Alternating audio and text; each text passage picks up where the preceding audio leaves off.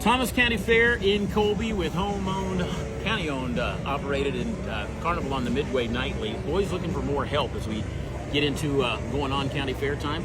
I'm talking with Alan, and Alan Kurth, you're with the fair board, and I wanted to pick your brain a little bit. On Friday night, we have an enduro race, and I know we've been talking back and forth, but now I wrote it down here real pretty.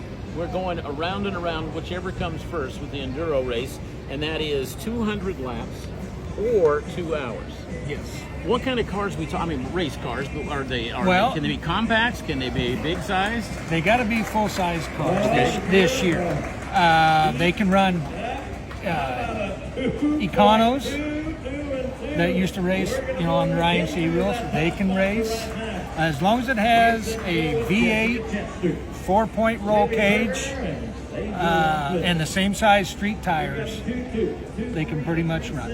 Okay, so just kind of go. And I've never seen one before, so I assume you're going 2 hours, or whichever comes first. If a car would break down, if a car would go into a rail, do we leave them there? Do we stop? Is there ever a stopping point? Under the insurance rules, it says if they are up high or down low, we can leave them. But if they're towards the middle of the track, we will have to get them off. Otherwise, they will stay on the track. And probably a caution comes out, and so there's no stopping. Is there any refueling? Well, yeah, I suppose. What are the rules? Are there so many stops you can or cannot make? Well, starting out the race, it's going to be wet. Okay. They're going to start in mud, and they're going to go clockwise. They're actually going to go the opposite way around the track. That's going to be different for some. Yeah, until it starts drying out, because we don't want them to go really fast and have the driver to where the concrete wall is. So then when that dries out, we'll have to come into the pits, turn around, go back out, go the right direction, go counterclockwise. Interesting. And you have a halfway point where somebody, if they're in lead on half those laps, there's extra money for them there. But it's kind of unique. Do they build the cars different? Because let's face it, in a regular enduro race or regular race, we're not going, whichever comes first. As far as around and around, again, 2 hours is a long time to keep a vehicle out there. Right.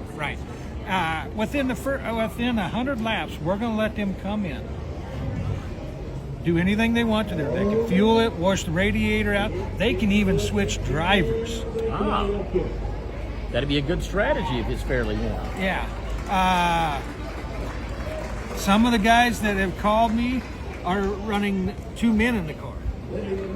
Really? Yeah. Kind of like the old cruisers. Exactly. Okay. So we're going to have some cruisers possibly here. Well, interesting.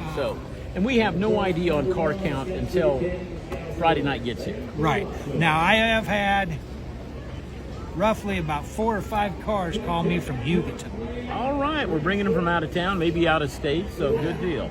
Colorado called me. Okay. They wanted the rules. 3 of them said they would show up. Well, that'll be fun. The biggest reason Hugoton cars have called me is because they usually run 3 races a year for enduro, and this last one got rained out the 22nd. Awesome. So they're wanting to race. Well, we're going to see some new drivers, and we're going to see a lot of new things. That is Friday night, the Enduro Race, 7:30. Don't forget about the next night, Saturday night, the Demo Derby, all a part of the Thomas County Fair in Colby.